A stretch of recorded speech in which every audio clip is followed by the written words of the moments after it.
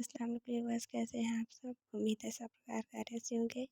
Welcome to the best novels. Novel Hifazat के episode number 20 start करते हैं। मारिया को अंगूठी पहनाने में इसे दिक्कत हुई थी, लेकिन वो सारी सोचें झटक के इसे रिंग पहना चुका था। मारिया का चेहरा आज चमक रहा था, उसे पाने की खुशी उसके चेहरे पे दिखनी थी। तुम खुश हो ना बुरहान? वो उंगली में पहनी रिंग को देखते हुए बोले थे। तुम खुश हो, वही काफ़ी है। वो दिल में एक अंदाज से बोला था।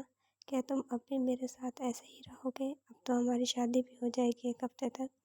वो बुरा मान के बोले थे। बुरहान ने खास नज़र तक इस पे न डाली थी। वो कितना तैयार हुई थी उसके लिए। वो आयाम से ज़्यादा स्टाइलिश और खूबसूरत थी और आज भी बहुत हसीन लग रही थी। पिंक कलर की मैक्सी में वो परी ही लग रही थी। इसके तीखे नक्श उसकी दिलकशी में मज़ीद इजाफा कर रहे थे।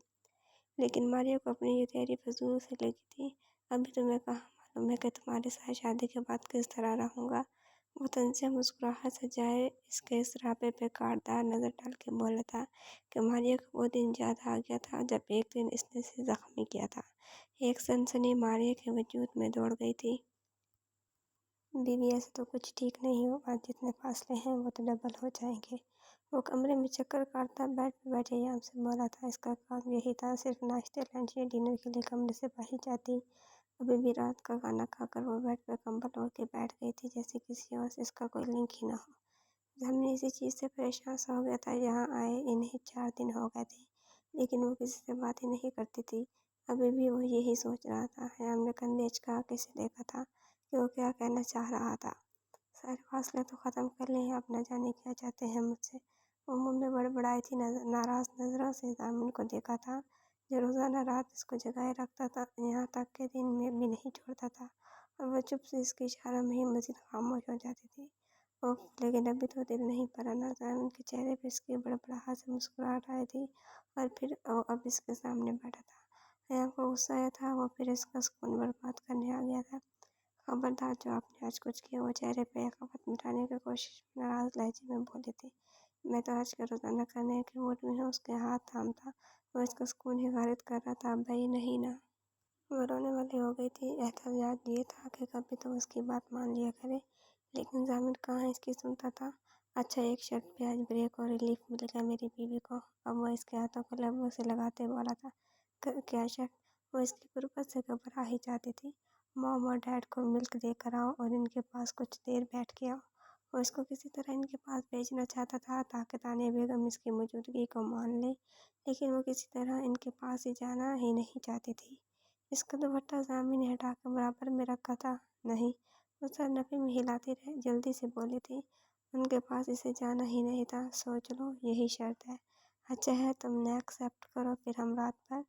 वो कहते हुए अपने हाथ इसके स्वेटर की जिप पे ले गया था और एक ही दफ़ा में इसकी जिप को खोल दिया था। यहाँ ही अयाम की सांसें अटक गई थी। उसने एकदम सांस खींचा था और खौफजदा नज़रों से जामिन को देखा था। नहीं, वो रोमांची होकर बोली थी। हाँ जी। अब वो इसका स्वेटर उतारने लगा था, जो ठंड की वजह से इसने पहन लिया था। मैं जा रही हूँ, आप हटें तो। जामिन के हाथ उसने अपने स्वेटर से हटाए थे और फौरन इसकी जिप बंद की थी। साथ में दुपट्टा भी सही से लिया था। जामिन को अपनी मुस्कुराहट रोकना मुहाल हो रहा था। उसका सहमना डरना हमेशा की तरह जामिन को मज़ा दे रहा था। जल्दी वापस आना। वो जब बेड से उठ खड़ी हुई तो जामिन ने उसका हाथ थाम के कहा था।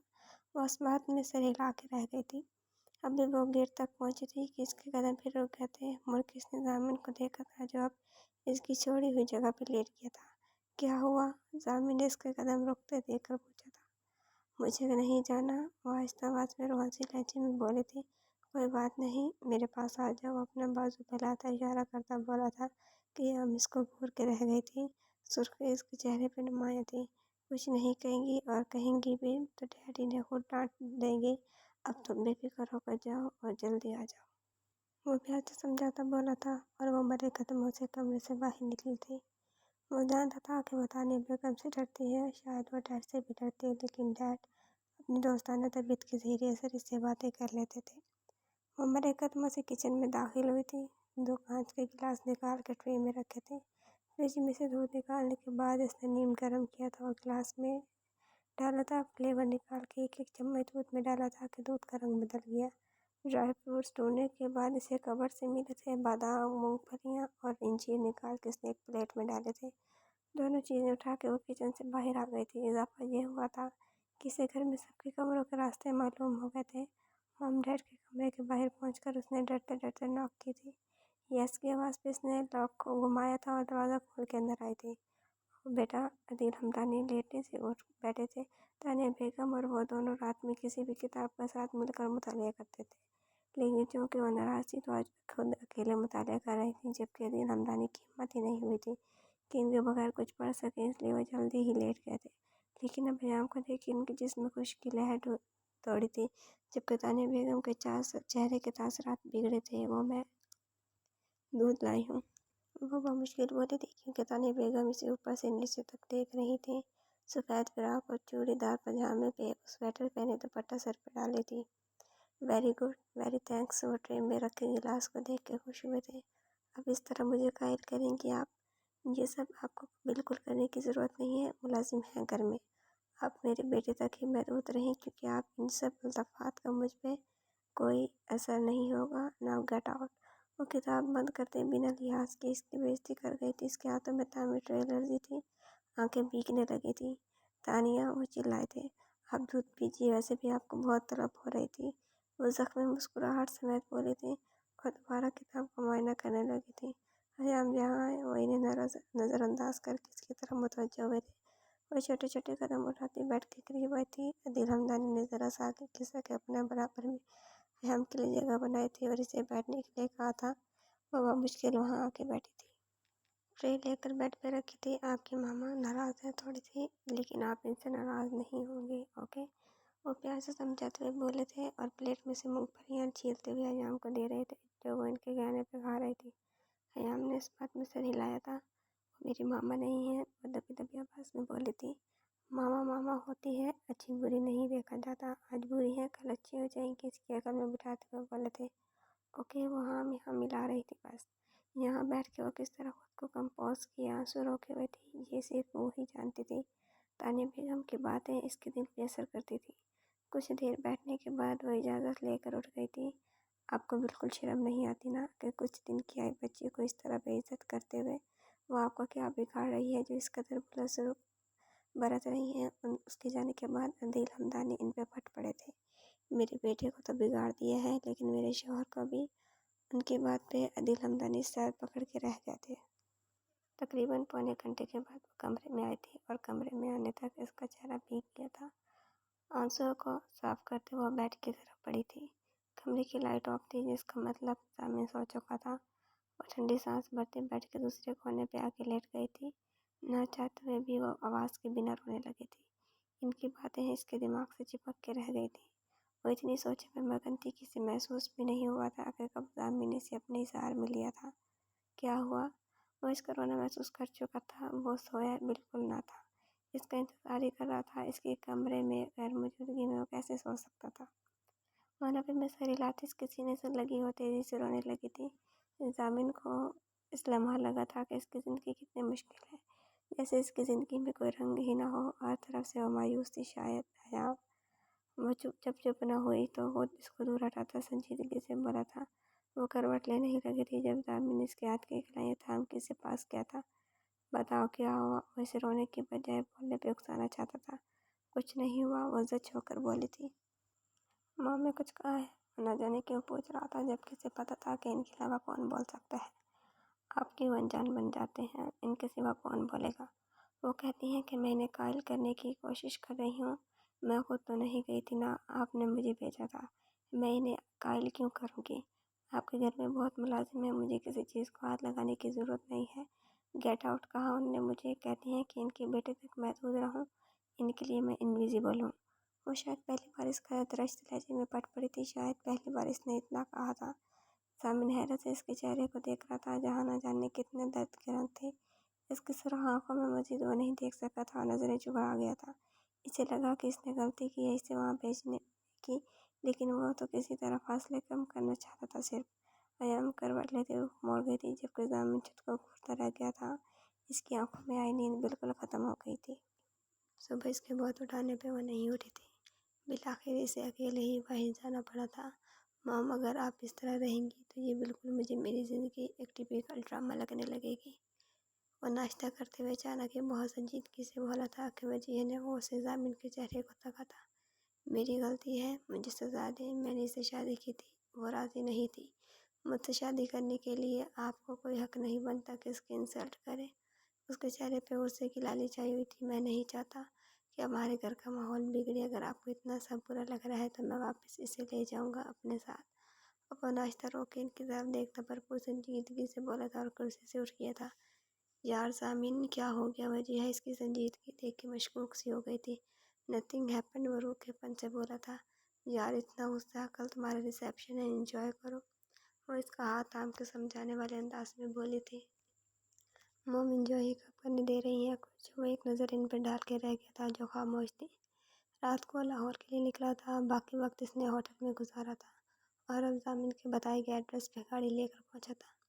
یہ کوئی خاص بنگلہ نہیں تھا بلکہ 2 فلور کا نارمل سا گھر تھا، لیکن بہت ہی خوبصورتی سے اس کا ایلیویشن بنا ہوا تھا۔ گاڑی سے اتر کر اس نے قدم گیٹ کی طرف بڑھائے تھے اور بیل بجائے تھے۔ ایک بیل پہ ہی گیٹ کھل گیا تھا۔ وہ ڈھیلے قدم رکھتا آگے بڑھا تھا۔ السلام علیکم۔ وہ سامنے کھڑے شخص کو دیکھتا ہاتھ آگے بڑھا تھا، بولا تھا۔ ابراہیم صاحب نے اس سے ہاتھ ملایا تھا اور کافی گرم جوشی سے سلام کا جواب دیا تھا۔ وہ اس کے لیے اندر ڈرائنگ روم میں آ گئے تھے۔ ڈرائنگ روم کو نفاست سے سجا ہوا دیکھ رہا تھا۔ کافی خوبصورتی سے انٹیریئر ڈیزائننگ کی گئی تھی کہ دیکھنے والا دیکھتا رہ جائے۔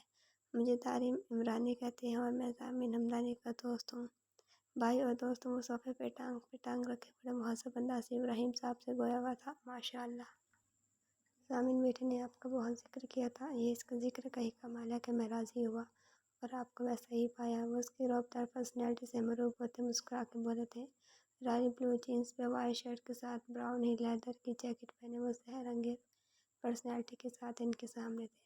ضامن نے نہ جانے کس طرح سامنے سے رابطہ کیا تھا۔ وہ پہلے اسے بلاک کر چکی تھی لیکن پھر اپنی دوسری سم کی مدد سے اسے کال کی تھی۔ کال کر کے رات میں ہی اس نے ابراہیم صاحب کو منایا تھا کہ وہ ولیمے میں سے اسلام آباد گئے تھے۔ دارم کو لے کر ضامن نے انہیں بہت اعتماد دلایا تھا کیونکہ کوئی بھی یوں ہی اپنی بیٹی کو کسی انجان کے ساتھ اتنی دور بھیجنے کے لیے راضی نہیں ہوتا۔ اپنی ساری اور دارم کی ڈیٹیلز اس نے رات میں ہی دی تھی۔ شکریہ کل، یہ تو آپ کا بڑا پن ہے۔ وہ ہولے سے مسکرایا تھا۔ میں چائے لے کر آتا ہوں آپ کے لیے۔ وہ اٹھنے لگے تھے۔ ارے نہیں انکل، میں ٹھیک ہوں، آپ تکلف نہ کریں۔ وہ ان کو روک چکا تھا۔ کافی دیر سے وہ ان کے متعلق جان رہا تھا اور خود اپنے بارے میں بتا رہا تھا۔ انکل آپ بھی چلیں پلیز، وہ التجا کر رہا تھا۔ نہیں بیٹا، میں جاؤں گا تو میرے ایک کی وجہ سے بچوں کی پڑھائی کا لاس ہوگا، میں نہیں جا سکتا۔ ابھی وہ کہہ ہی رہے تھے جب سامنے ڈرائنگ روم میں داخل ہوئی۔ السلام علیکم، اس نے بے دلی سے اسے سلام کیا تھا کیونکہ پچھلی ملاقاتیں اس سے بہتر نہ رہی تھی۔ بلیک جینس پہ بلیک شرٹ پہ اس نے سرخ شال ایک کندھے پہ لاپرواہی سے ڈالی ہوئی تھی جبکہ لمبے بالوں کی ٹیل پونی پوچھ پہ لٹک رہی تھی۔ ریڈ جوگرز پہنے وہ اس کے سامنے کھڑی تھی۔ لمحے کو تو اسے دیکھتے ساتھ ہی میں بہت رہ گیا تھا۔ کیا اسے سردی نہیں لگ رہی؟ بے خیالی میں اس کے ذہن میں یہ سوال ابھرا تھا کیونکہ جیکٹ نامی چیز سامنے کے پاس بالکل نہ تھی۔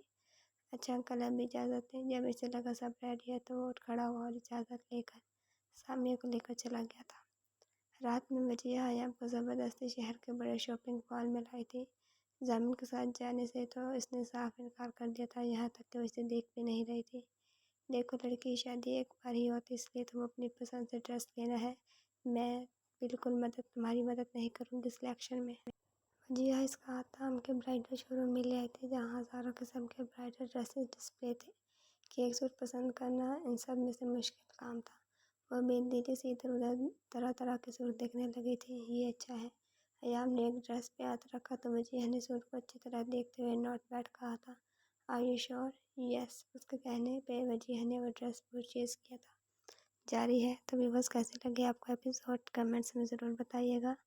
اگر آپ نے ابھی تک میرا چینل سبسکرائب نہیں کیا تو جلدی سے سبسکرائب کر کے بیل آئیکن کے بٹن کو دبا دیں اور لائک کمنٹ شیئر کرنا نہ بھولیں۔ انشاءاللہ جلدی ملاقات ہوگی نیکسٹ ایپیسوڈ کے ساتھ۔ اپنا خیال رکھیے گا۔ اللہ حافظ۔